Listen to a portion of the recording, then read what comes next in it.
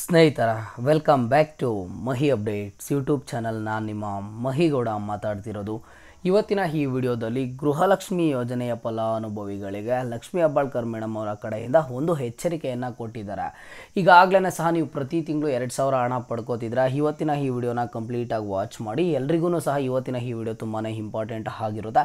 ಫಲಾನುಭವಿಗಳು ವಿಡಿಯೋನ ಕಂಪ್ಲೀಟಾಗಿ ವಾಚ್ ಮಾಡೋದಕ್ಕೆ ಪ್ರಯತ್ನ ಮಾಡಿ. ಜೊತೆಗೆ ಚಾನಲ್ಗೆ ಫಸ್ಟ್ ಟೈಮ್ ವಿಸಿಟ್ ಮಾಡಿದರೆ ಅಥವಾ ಇನ್ನೂ ಸಬ್ಸ್ಕ್ರೈಬ್ ಮಾಡ್ಕೊಂಡಿಲ್ಲ ಅಂತ ಅಂದ್ರೆ ಈ ಕೂಡಲೇ ಚಾನಲ್ಗೆ ಸಬ್ಸ್ಕ್ರೈಬನ್ನು ಮಾಡ್ಕೊಳ್ಳಿ. ನೋಡಿ, ಗೃಹಲಕ್ಷ್ಮಿ ಯೋಜನೆಯ ಫಲಾನುಭವಿಗಳಿಗೆ ಇದುವರೆಗೂ ಸಹ 10 ಕಂತು ಹಣ ಬಂದಿದೆ. ಅಂದರೆ 20,000 ಹಣ ಫಲಾನುಭವಿಗಳ ಬ್ಯಾಂಕ್ ಖಾತೆಗಳಿಗೆ ಬಂದಿದೆ. ಆ್ಯಂಡ್ ಇಲ್ಲಿ ಕೆಲವೊಂದಿಷ್ಟು ಫಲಾನುಭವಿಗಳಿಗೆ ಕೇವಲ 3 ಕಂತು ಹಣ, ಕೇವಲ 4 ಕಂತು ಹಣ ಅಥವಾ ಕೇವಲ 5 ಕಂತು ಹಣ ಬಂದಿದೆ. ಇನ್ನು ಕೆಲವೊಂದಿಷ್ಟು ಫಲಾನುಭವಿಗಳಿಗೆ 1 ಕಂತು ಹಣನೂ ಸಹ ಬಂದಿಲ್ಲ. ಆ್ಯಂಡ್ ನೀವು ಫಲಾನುಭವಿಗಳು ಯಾರಾದರೆ ಈಗಾಗಲೇ 10 ಕಂತು ಹಣ ಪಡ್ಕೊಂಡಿದ್ದೀರಾ ಅಂತಹ ಫಲಾನುಭವಿಗಳು 11ನೇ ಕಂತು ಹಣ ಯಾವಾಗ ಬರುತ್ತೆ ಅಂತ ಕೇಳ್ತಿದ್ದೀರಾ. ನೋಡಿ, ನಿಮಗೆ 11ನೇ ಕಂತು ಹಣ ಈ ತಿಂಗಳಲ್ಲಾದರೆ ಬರಲ್ಲ, ಮುಂದಿನ ತಿಂಗಳು ಸ್ಟಾರ್ಟಿಂಗ್ ವೀಕಲ್ಲಿ ಹಣ ಆದರೆ ರಿಲೀಸ್ ಆಗುತ್ತೆ. ರಿಲೀಸ್ ಆದಾಗ ನಾನು ಮತ್ತೊಂದ್ಸಲ ನಿಮಗೆ ಅಪ್ಡೇಟ್ ಮಾಡಿ ತಿಳಿಸ್ಕೊಡ್ತೀನಿ. ಆ್ಯಂಡ್ ಈಗ 11ನೇ ಕಂತು ಹಣ ಬಿಡುಗಡೆಗೂ ಮುಂಚೆ ಇಲ್ಲಿ ಫಲಾನುಭವಿಗಳಿಗೆ ಒಂದು ಕಂಡೀಷನನ್ನು ಕೊಟ್ಟಿದ್ದಾರೆ. ಓಕೆನಾ, ರಾಜ್ಯ ಸರ್ಕಾರದಿಂದ ಒಂದು ಕಂಡೀಷನನ್ನು ಫಲಾನುಭವಿಗಳಿಗೆ ಕೊಟ್ಟಿರೋದು. ಏನು ಕಂಡೀಷನ್ ಕೊಟ್ಟಿದ್ದೀರಾ ಅಂತ ಅಂದ್ರೆ, ನಾವು ಈಗಾಗಲೇ ಸಹ 10 ಕಂತು ಹಣ ರಿಸೀವ್ ಮಾಡಿದ್ದೀವಿ. ಅದರಲ್ಲಿ ಕೆಲವೊಂದಿಷ್ಟು ಫಲಾನುಭವಿಗಳಿಗೆ ಕೇವಲ 4 ಕಂತು ಹಣ ಬಂದಿದೆ, ಕೇವಲ 5 ಕಂತು ಹಣ ಬಂದಿದೆ. ಇನ್ನು ಕೆಲವೊಂದಿಷ್ಟು ಫಲಾನುಭವಿಗಳಿಗೆ 1 ಕಂತು ಹಣನೂ ಸಹ ಬಂದಿಲ್ಲ. ಬಟ್ ಅಂತಹ ಫಲಾನುಭವಿಗಳು ಏನು ಮಾಡಿದ್ದಾರೆ, ಅವರ ಒಂದು ಆಧಾರ್ ಸೀಡಿಂಗ್ ಆಗಿರ್ಬೋದು, KYC ಆಗಿರ್ಬೋದು ಅಥವಾ ಡಾಕ್ಯುಮೆಂಟ್ಸ್ ಎಲ್ಲಾನು ಮತ್ತೊಂದ್ಸಲಿ ಚೆಕ್ ಮಾಡ್ಕೊಂಡಿದ್ದಾರೆ. ಏನೆಲ್ಲ ಮಿಸ್ಟೇಕ್ಸ್ ಆಗಿತ್ತು ಅಂತ ಅಂದ್ಕೊಂಡಿದ್ರು ಎಲ್ಲ ಒಂದು ಮಿಸ್ಟೇಕ್ಸನ್ನು ಸಹ ಕರೆಕ್ಷನ್ಸನ್ನು ಮಾಡಿದ್ದಾರೆ. ಬಟ್ ಅವ್ರಿಗೆ ಆದ್ರೂ ಗೃಹಲಕ್ಷ್ಮಿ ಯೋಜನೆಯ ಹಣ ಆದರೆ ಬರ್ತಿಲ್ಲ.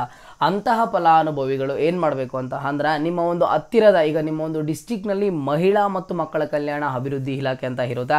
ಆ ಒಂದು ಅಭಿವೃದ್ಧಿ ಇಲಾಖೆಗೆ ವಿಸಿಟ್ ಮಾಡಿಬಿಟ್ಟು ನೀವು ಡಾಕ್ಯುಮೆಂಟ್ಸನ್ನು ತಗೊಂಡೋಗಿ ಗೃಹಲಕ್ಷ್ಮಿದು ಅಕ್ನಾಲಜ್ಮೆಂಟು, ರೇಷನ್ ಕಾರ್ಡು, ಫಲಾನುಭವಿದು ಆಧಾರ್ ಕಾರ್ಡನ್ನು ತಗೊಂಡೋಗಿದ್ದೀರಾ ಅಂತ ಅಂದ್ರೆ ನೀವು ಅಲ್ಲಿ ಹೋಗ್ಬಿಟ್ಟು ನಮ್ಗೆ ಈ ರೀತಿ ಕೇವಲ 3 ಕಂತು ಹಣ ಮಾತ್ರ ಬಂದಿದೆ, 4 ಕಂತು ಹಣ ಮಾತ್ರ ಬಂದಿದೆ, ನನಗೆ 1 ಕಂತು ಹಣನೂ ಸಹ ಬಂದಿಲ್ಲ ಅಂತ ನೀವೊಂದು ಆಫೀಸಲ್ಲಿ ಹೇಳಿದ್ದೀರಾ ಅಂತ ಅಂದ್ರೆ ಆಗ ನಿಮ್ಮ ಒಂದು ಪ್ರಾಬ್ಲಮ್ಗೆ ಸೊಲ್ಯೂಷನ್ ಆದರೆ ಸಿಗುತ್ತೆ. ನೀವು ಅಲ್ಲಿ ಹೋಗ್ಬಿಟ್ಟು ಸ್ಟೇಟಸನ್ನು ಚೆಕ್ ಮಾಡಿಸಿ ಏನು ತೊಂದರೆ ಆಗಿದೆ ಅಂತ ಕೇಳಿ ಅದನ್ನು ಸರಿಪಡಿಸ್ಕೊಂಡ್ರೆ ಅಷ್ಟೇ ನಿಮಗೆ ಆ ಒಂದು ಪೆಂಡಿಂಗ್ ಹಣನೂ ಬರುತ್ತೆ, ಮುಂದೆ 11ನೇ ಕಂತು ಹಣನೂ ಸಹ ಬರುತ್ತೆ. ಓಕೆನಾ, ನಿಮ್ಗೆ ಈಗಾಗಲೇ 4 ಕಂತು ಹಣ ಬಂದಿಲ್ಲ, 5 ಕಂತು ಹಣ ಬಂದಿಲ್ಲ, 6 ಕಂತು ಹಣ ಪೆಂಡಿಂಗ್ ಇತ್ತು ಅಂತ ಅಂದ್ರೆ ಈಗ ನೆಕ್ಸ್ಟ್ ನಿಮಗೆ 11ನೇ ಕಂತು ಹಣನೂ ಸಹ ಬರೋದಿಲ್ಲ. ಓಕೆನಾ, ಹಾಗಾಗಿ ಯಾರಿಗಾದ್ರೆ ಹಣ ಪೆಂಡಿಂಗ್ ಇದೆ ಅಥವಾ ಯಾರಿಗಾದ್ರೆ ಇದುವರೆಗೂ 1 ಕಂತು ಹಣ ಬಂದಿಲ್ಲ ಅಂತಹ ಫಲಾನುಭವಿಗಳು ಮಹಿಳಾ ಮತ್ತು ಮಕ್ಕಳ ಕಲ್ಯಾಣ ಅಭಿವೃದ್ಧಿ ಇಲಾಖೆಗೆ ವಿಸಿಟ್ ಮಾಡಿ ಸ್ಟೇಟಸನ್ನು ಚೆಕ್ ಮಾಡಿಸಿ ಆಗ ನಿಮಗೆ ಏನಾದ್ರು ತೊಂದರೆ ಆಗಿದ್ರೆ ಹೇಳ್ತಾರೆ. ಆಗ ನಿಮಗೆ ಮುಂದಿನ 11ನೇ ಕಂತು ಹಣ ಆದರೆ ಬರುತ್ತೆ, ಇಲ್ಲ ಅಂತಂದ್ರೆ 11ನೇ ಕಂತು ಹಣನೂ ಸಹ ಬರೋದಿಲ್ಲ.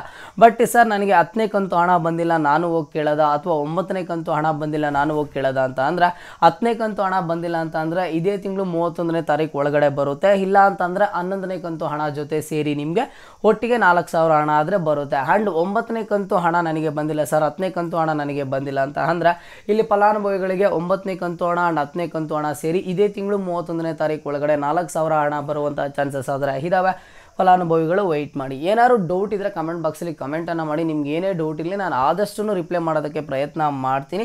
ನನಗೆ ಗೊತ್ತಿರುವಂತಹ ಇನ್ಫಾರ್ಮೇಷನು ನಿಮಗೆ ಯೂಸ್ ಆಗಬೇಕು ಅನ್ನೋದೇ ನನ್ನ ಒಂದು ಮೈನ್ ಇಂಟೆನ್ಷನ್ ಆಗಿರುತ್ತೆ. ಹಾಗಾಗಿ ಏನೇ ಡೌಟ್ ಇರಲಿ ಕಮೆಂಟ್ ಬಾಕ್ಸಲ್ಲಿ ಕಮೆಂಟನ್ನು ಮಾಡಿ. ಕೆಲವೊಂದಿಷ್ಟು ಪರ್ಸನಲ್ ರೀಸನ್ಸಿಂದ ಕಳೆದ 5 ದಿನಗಳಿಂದ ವೀಡಿಯೋಸನ್ನು ಮಾಡೋದಕ್ಕೆ ಆಗಲಿಲ್ಲ. ಮುಂದಿನ ದಿನಗಳಲ್ಲಿ ಕಂಟಿನ್ಯೂಸ್ ಆಗಿ ಅಪ್ಡೇಟ್ಸ್ ಖಂಡಿತವಾಗ್ಲೂ ಕೊಡ್ತಾನೆ ಹೋಗ್ತೀನಿ. ಚಾನಲ್ಗೆ ಸಬ್ಸ್ಕ್ರೈಬನ್ನು ಮಾಡಿ ಆ್ಯಂಡ್ ಹಾಗೇನು ಮರಿದೆ ಲೈಕನ್ನು ಮಾಡಿ. ಇದೇ ಥರದ ಎಲ್ಲ ಹೆಚ್ಚಿನ ಅಪ್ಡೇಟ್ಸನ್ನು ಪಡ್ಕೊಳ್ಳಿ.